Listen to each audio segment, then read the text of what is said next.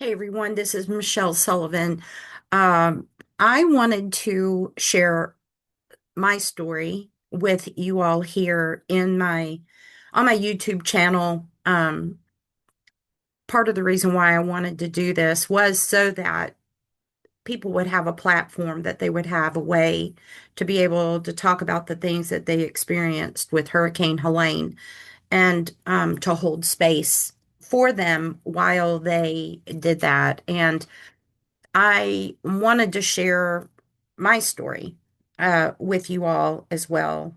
And so thank you for holding space for me and watching this video as I share. So 1 year later, Helene, 1 year later, stories of loss and overcoming. Wow. So I will just begin with what do I remember about the days leading up to the storm? What I remember about the days leading up to the storm was that it was raining a lot. We had so much rain that fell in the mountains of Western North Carolina in just 3 days. I think I remember reading a statistic that said that we got as much rain in 3 days as in several months of rain. So we were pounded with rain. And I live in South Asheville, and I live on a mountain that's downhill. So in the 20 plus years that I've lived in this house, when it rains and it rains hard, I can see the water washing down the road, going down the road of my paved road. And I live in a neighborhood. Um, I do remember 1 year down at Glenarden Elementary. They had just built the kindergarten wing, and we had gotten so much rain this one particular storm that it flooded the new kindergarten wing of the school. So the water runs downhill. Actually, water runs where water wants to run. If anything, I think I have learned that. So it was flooding in our basement. It was flooding in our yard. Not like catastrophic flooding, like in Lake Lure and Marshall and the River Arts District and that type of thing. But it was flooding to the point that I was using the wet dry vac to try to stay ahead of it so that there wasn't very much damage done to our basement. And then also, um, having to re-divert water that was building up on my back patio as it was building up because, water has to go somewhere. And I wanted it to go away from the house instead of into the house. So that was going on for a few days. And I remember the day before Hurricane Helene, I remember saying to JP, I think maybe we might need to go and see about getting a generator because we didn't have one. And so we went to Harbor Freight and they had three left. And we were fortunate enough to purchase a generator. So it was a gasoline generator. And so my husband, JP, had begun, and I'm so grateful for this, but he had already begun thinking about what to do in case that there was a natural disaster or an event of some sort where maybe electricity or water is, that we don't have that. How can we live, with when those utilities aren't working? And so I remember just being really like thinking, it's not that big of a deal, right? If we lose water, it'll only be for a few days. If we lose electricity, the companies will come back out and fix it and turn it back on. It's not going to be that big of a deal. I remember that summer before Hurricane Helene, JP had bought a camp stove. And I remember saying to him, "Why in the world are you getting a camp stove? Because we don't go camping." And he said, "Well, I just want us to have it just in case something were to happen and we didn't have electricity. We have a way to cook things." And I was like, "Okay." You know, And so I would say that I was not a person that was of the mindset of how do I prepare for an event. Now, I will say part of the reason why I think I was a little biased by preppers, because I thought that they were coming from a place of fear. And now I know that being prepared for an event, being prepared for a weather event or anything is not about being fearful. It's about being prepared in the case of an emergency. I know that now. And I will say when we cranked up that cook stove for the first time after not having electricity for weeks, I remember saying to my husband, I am so sorry that I gave you fits about buying a camp stove. Thank you so much for doing that. And I promise that I will not ever doubt your judgment again when it comes to these sort of things.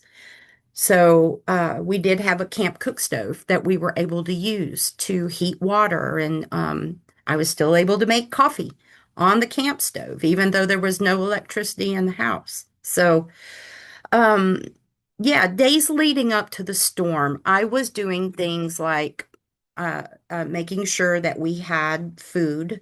Again, not really knowing how long what was even going to happen. There's just no way of knowing, but I at least wanted to have some things to be prepared. We had already had water prepared, a very interesting situation. We had a water main break in the yard, and we were without water for 10 days before Helene came.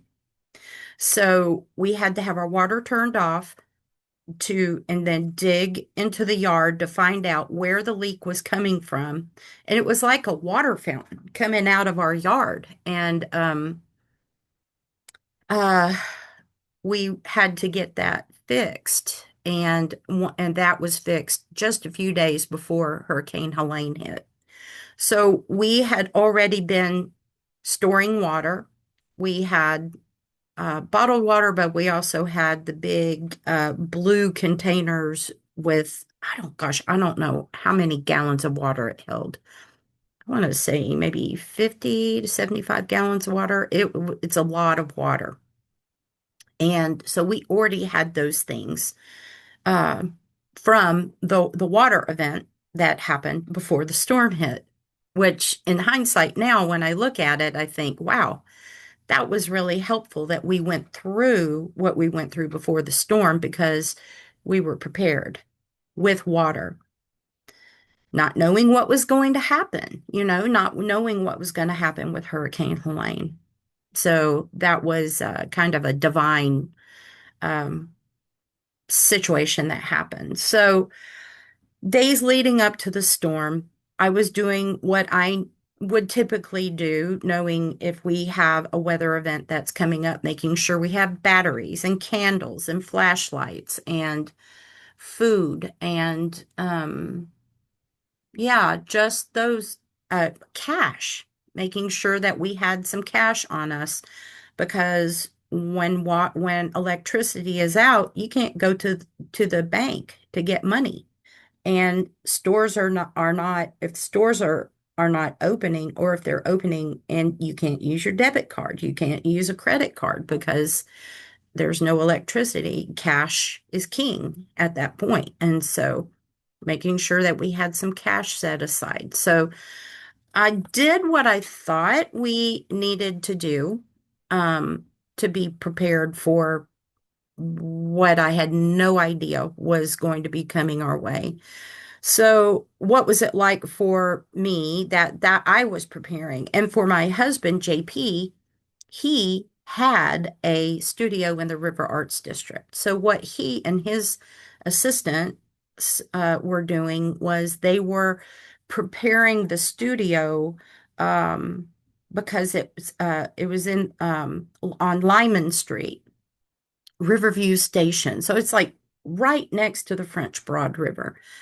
Um, and it's all brick. It's an all brick building. So they were trying to make sure that they got things away from that they got things away from the walls because the brick walls have a tendency to absorb water, which then can affect anything that's touching the brick. And so he and Love were down there working on that, preparing for, you know, whatever was to come. We had no idea. So there were warnings and signs that made us prepare. And I wouldn't say that I was worried, um, because we'd never gone through anything like Hurricane Helene before. So I didn't know to be worried, but I knew enough to be paying attention to the weather. And yeah, the interesting thing about that is that we probably give our weather people a hard time when they say this is going to happen and then it doesn't happen. And then we go, see, it didn't happen. And here we were preparing for something and it didn't happen. I've really changed the way that I think about that because without meteorologists, we would have no idea what potentially could be coming our way. So I have changed how I filter the information that we get, warnings that we get. I don't blow them off anymore. Now, I'm not saying that I live in fear, but what I am saying is that I listen. I am wise and listen and know that there is a potential of something coming our way. And what can I do? What do I need to do to be prepared for it? So I would say that our area, those that are in charge in our area did the best they could with what they knew at the time. And uh, what was I most afraid of when I first heard the storm was coming? Well, it's interesting because living in the mountains of Western North Carolina, one of the things that I've always thought is we're safe. We're in the mountains. So, tornadoes, sometimes tornadoes will touch down around here, but it's not like it is in the flatline areas, say like in South Carolina and Charlotte and Tennessee and because of the way that the area is situated. So I I just knew that a storm was coming, but that was really it. I didn't know to be afraid. Um, so then during the storm, so what was going on where I was and what was happening around here. So you can even see in my windows, we have a lot of trees in the mountains, and they're tall trees, they're mature trees. Um, and I remember the morning of, now mind you, we already had all the rain, but then the storms came. The Hurricane Helene came, and the wind was blowing really, really hard. And I just remember thinking, oh, please don't let any of these trees fall on our house because we're surrounded by trees. And um, I tried to keep myself and my animals in the center part of the house, um, and just waiting out the storm, so to speak. And I had no idea, uh, what was going on around except for just what I could see out my windows. There wasn't really a moment where I feared for my life. I know that there are people that definitely had situations where they feared for their life. That's not lost on me. I didn't fear for my life, but I at least knew I had a structure that I was in, that I was high up enough to know that I didn't have to worry about flash flooding, that's devastating flash flooding. And so it was my two dogs that kind of kept me focused. And the thing is, I'm trying to remember if JP was with me or if he was at the hospital working. I really think that I don't remember, which is part of what happens when you go through traumatic events. I do remember him coming home. Um, I think I was by myself while he was at work at the hospital, but I knew he was going to be coming home. Um, so after the storm, well, when the storm had passed, I um, still, by that time, there was no electricity. And so just I had this little hand crank radio, which thank you, Red Cross, for handing these out. It's a little hand crank radio, so even if you don't have batteries, you can still use it and has a flashlight on it as well. This has gotten me through many, many storms, snowstorms, ice storms, weather events, this little radio right here. And so what I did was went out on my front porch, started cranking up that radio to, and I found a radio station that I could listen to begin to hear what was going on around me. And the thing that was so interesting is just 6 houses up, my friend Christopher and his partner Wes, they had almost every tree on their property down on their house, in their driveway. I mean, you couldn't even see their house because of all the trees that fell. And that is at the, like at a ridge line where they live. And it wasn't long after that that I began hearing chainsaws, chainsaws everywhere, which kind of told me, oh, wow, there's a lot of trees down in our neighborhood. And I remember seeing people walk up the road and with chainsaws in hand and work gloves and that type of thing. And I didn't know that our our the roads into our neighborhood were impassable. So people began immediately to cut trees so that we had at least one lane of open lane um, on the main road of Weston and St. John Street. Um, it was slow going, and people also worked and helped cut trees so that Wes and Christopher could get out of their home. Uh, it was devastating. I remember that when JP did come home, we took a drive. It was a couple of days later, and it was like before we could get out to Sweeten Creek Road. And even that, there was a big, big oak tree that was down right there across from Rocky's Hot Chicken Shack.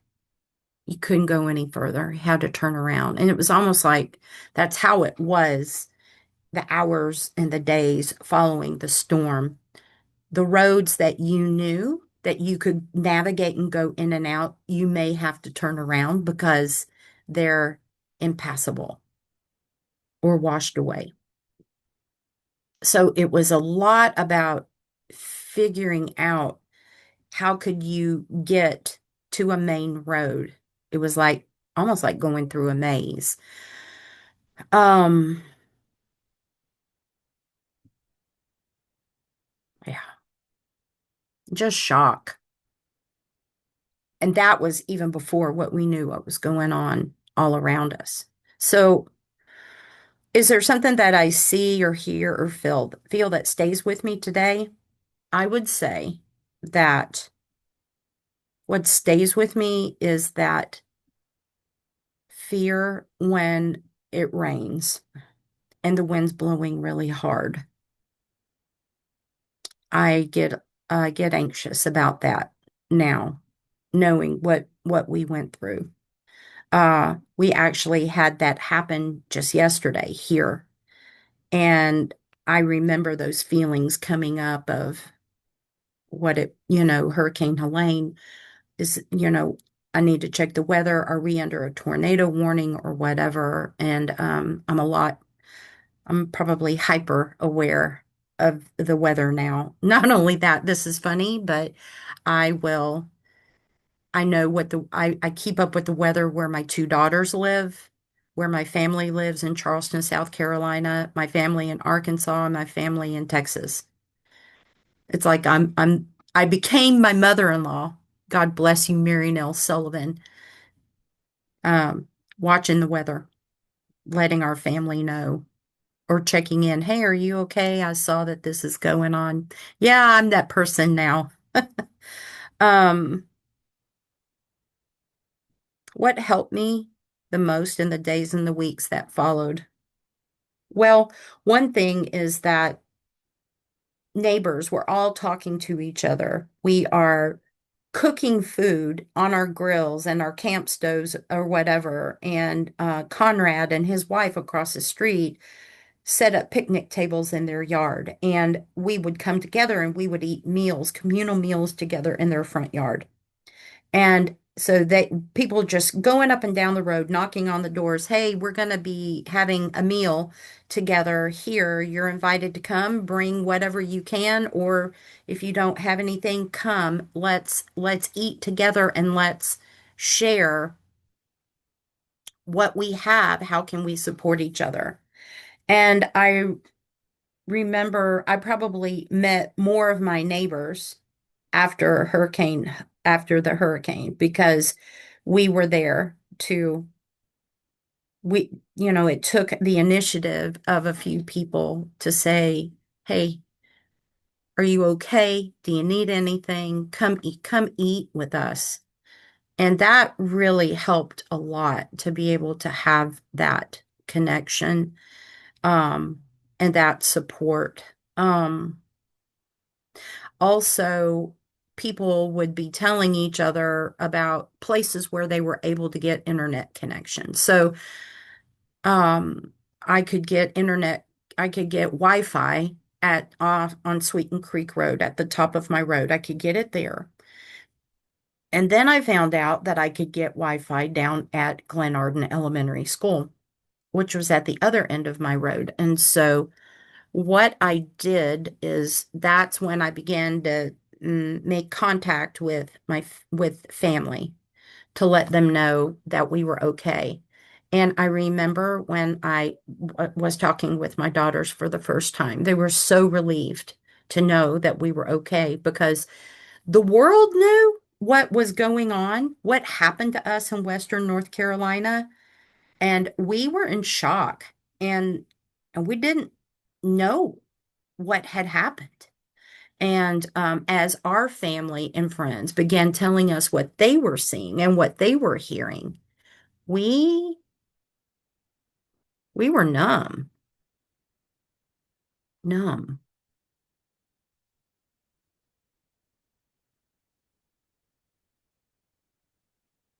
landslides, mudslides, dams breaching, communities flooding, and homes washing away with people inside. Had never seen anything. I never thought that that would happen here.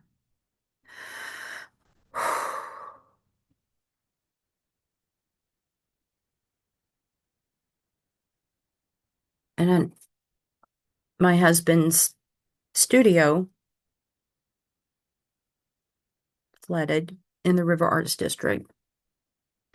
Um, he has agreed to tell his story, and it is his story to tell. But I can tell you from my heart, from my perspective, that my heart broke for my husband. This space that he created was his very special space. And down in the River Arts District, right there, right on the French Broad River, um, there was over a 30-foot high um, flooding going on. He's on the second floor of Riverview Station, and his studio had a foot and a half of water in it. If that just gives you an idea of how the French Broad River was, and it demolished that area. It's still not the same. It breaks my heart. I can't I can't go down there. I did. We did for weeks and weeks following the storm. JP and I were, I remember, I think the storm, I was on Sunday after the storm hit. We saw the waters had receded, and I have pictures of the building, um, the back part of the building where his studio was, where you could even see his windows and how high the water was. I just couldn't imagine it. But we needed to go. We needed to get into the building. We needed to see and assess the damage of what was done to the Imaginarium. And I remember us, trying to go the way that we would normally go to the River Arts District and to go to the building. And, the police had it cut off, and understandably so. It was a catastrophic flood that went through there. It wasn't safe,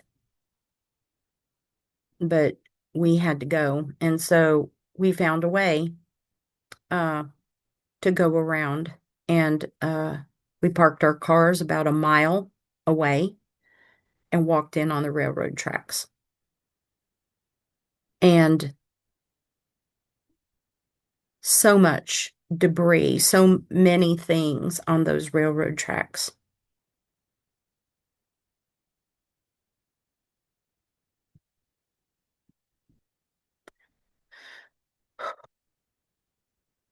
We just kept walking, climbing over things. And we got to the building, and there was a brewery, a wine place right next to the Riverview Station. Its roof was behind the building. There was so much debris. It was unrecognizable. And so JP and I climbed over that and got to the stairs and got into the building. And you could see the water line on the walls. And it was nasty. The water, we now know, that there could have been anything from waste to chemicals in that water. And we walked through it to get to his studio. And his doors were shut. His door was shut to his studio. So the water went in and came out the same through the same underneath the door. Um,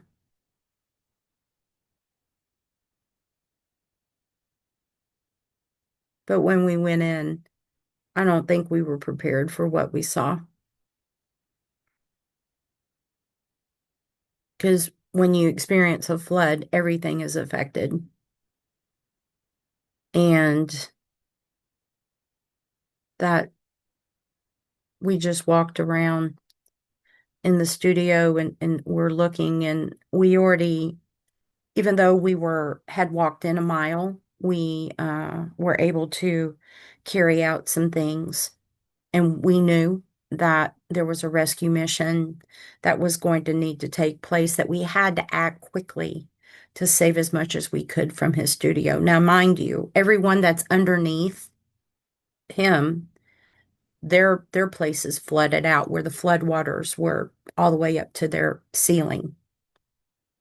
So many artists lost things, their studios, their livelihoods, their artwork, their creative spaces. Oh, man.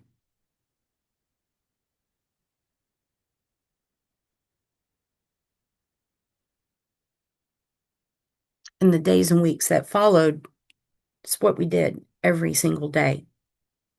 We were there to recover and rescue and recover what we could. We started hauling away things with our vehicles, and then it moved to other people coming to help move things out. Um, and I would say by the week's end, the first week, we had a moving truck that we rented and had more people come to help move things out of the Imaginarium.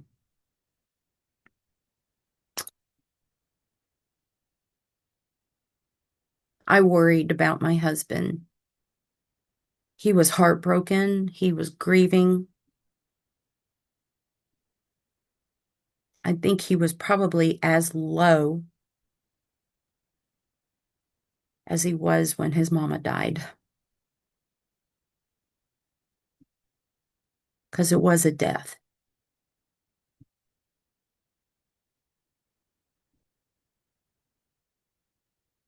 I just knew that I needed to be there for him and to help him and also take care of him, to support him through all of this. Um, so those days and weeks after, it was go, go, go, go every day. We would come home, we would sleep. We would get up and we would go back down to the River Arts District and we would work again.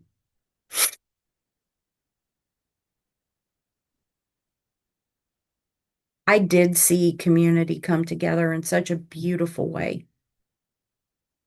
We had so many people helping us, and it really took a lot of people because JP, if you know my husband, he he has a lot of things, and because he has different things that he's interested in, whether it's painting, drawing, sculpting, wood carving, uh, etching, um, gemstone cutting. He had machinery, all kinds of things in his studio space. So many people came to help, and we're so grateful. We're so grateful for that because there's just really no way that two people could have done it all. And total strangers. People would come down to the River Arts District and they would say, "Hey, I don't know anyone here, but I'm here to help. What can I do?" We experienced that a lot, and that was so very helpful. Um,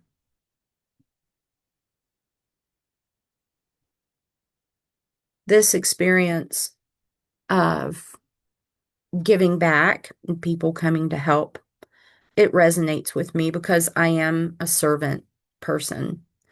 I it's in my heart to also be there to reach out and help people, but I would say the weeks after the storm, it really was about doing what I could to help support my husband first and us take care of what needed to be taken care of in our home. And then I began to look outside of myself, and I knew that I wanted to get out and help in the community in some ways. What can I do? And there's so much work that could be done. So one of the things that I did was I was a part of a bucket brigade. And a bucket brigade, if you think about this, there's no water, running water. You can't flush your toilets. So I volunteered at a retirement center with elderly folks. Um, I would go and go. They had a certain time of day that they were looking for volunteers to come, and I would go to this facility, and we would take potable water that was in big trash cans that was on wheels, and we would be sent to go to a certain part of the area where these folks lived. And mind you, they're elderly, and it's hard, and the water is heavy. And so we would knock on the door. They had a system set up so that if they needed their toilets flushed, there was a like a door hanger or something that they had.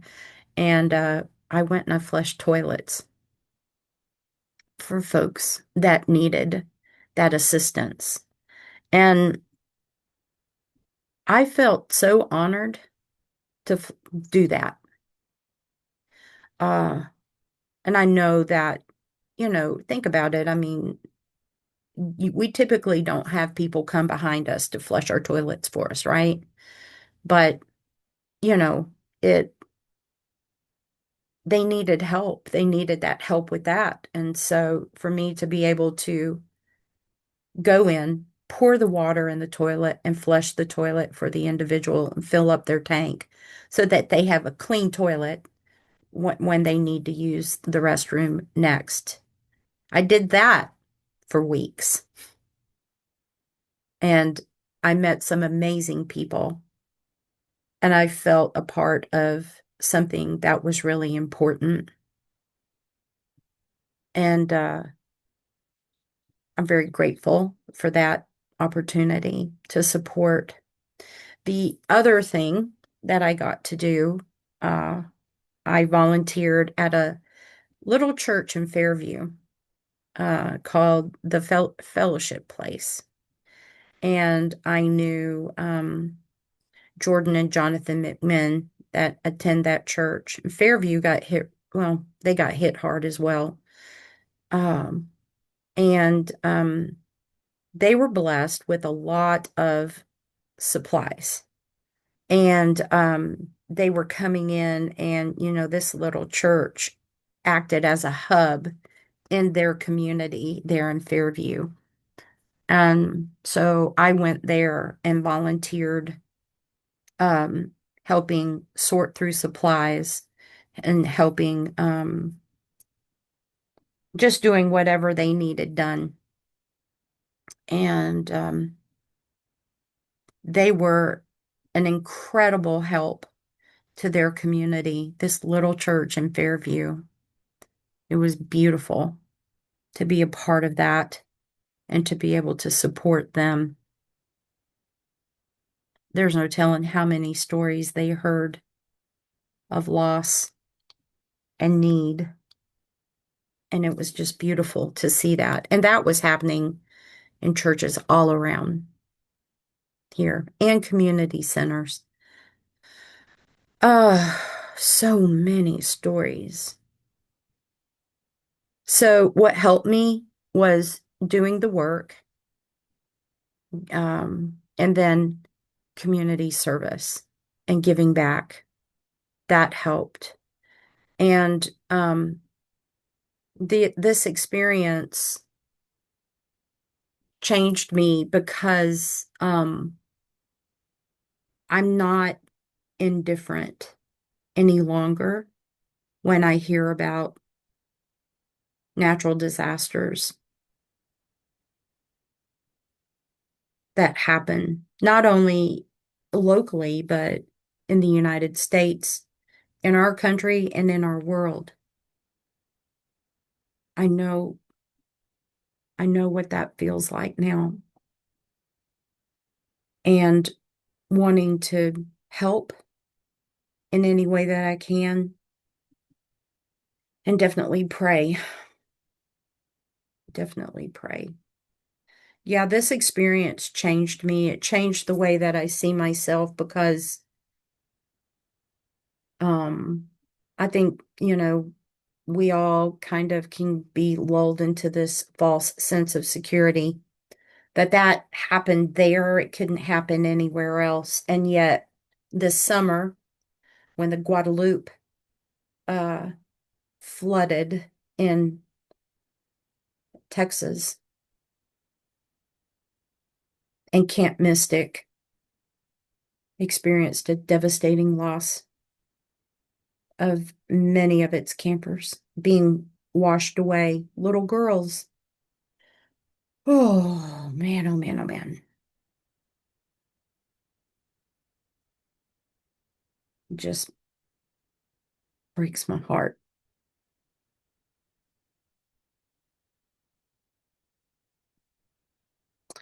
What do I wish that people understood about what it's like to live through a natural disaster?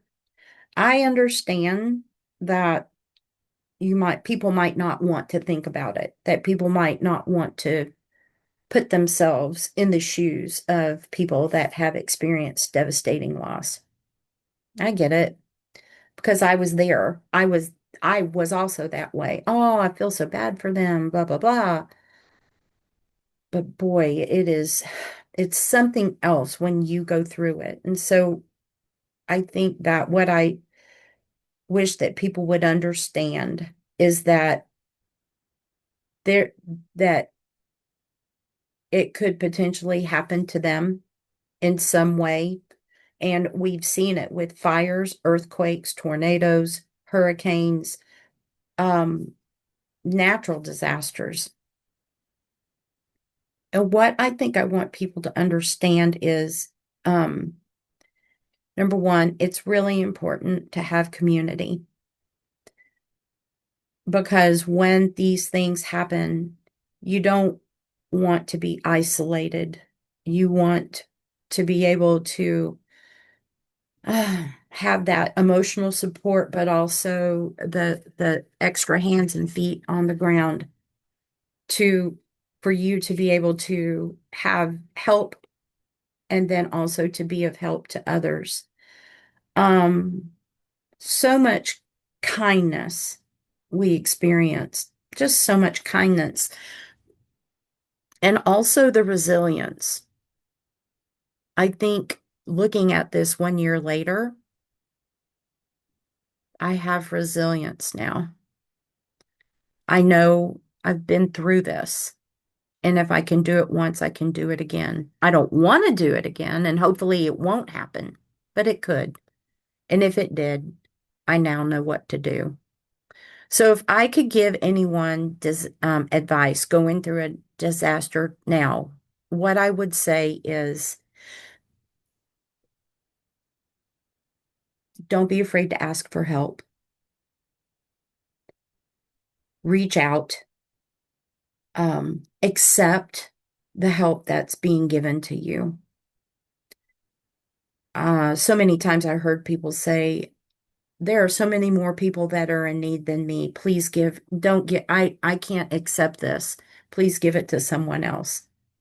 I would say swallow your pride and accept what's being given to you, whether it's help, financial assistance, food, water, whatever.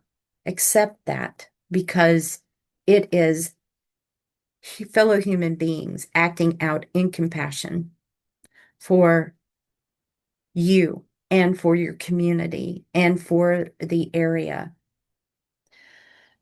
I would also say just know that it's not going to be over quickly. Um, the storm is faster than the recovery. It's going to take a long time for our area to recover from what we experienced. But it does and is happening slowly. And things are not ever going to be the same, but there's going to be some similarity.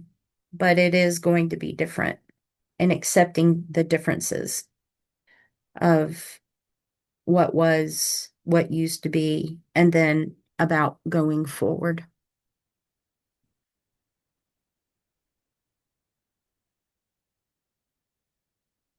The story that I tell myself about survival, this survival, is that I'm still here. I'm still here. We're still here. And I am grateful for that, that I'm still alive, that I've seen the kindness of strangers. I've seen communities coming together to serve each other. And I'm so proud of the churches, of the organizations that are still serving. And that's what I want to be a part of. I want to be a part of serving. And I don't want to forget what what I went through. Not to stay in a stuck state or traumatic. As you can see, I one of my favorite movies is Inside Out, and it says, and so this mug, it says it's okay to feel all the feels. Feel the feels. Feel the feels, because that is what helps you to be able to get to the healing, to feel the feels. Feel the feels, release them so that you can continue to move forward. So that is, I'm satisfied with what I've shared here. But when JP and when I interview him, you'll get to hear his story. Um, it's his to tell. I was just with him, supporting him. Uh, but thanks for listening. Thanks for holding space for me. And yeah, keep coming back to the YouTube channel if you want to hear more stories, incredible stories of resilience and overcoming. So thanks, everybody.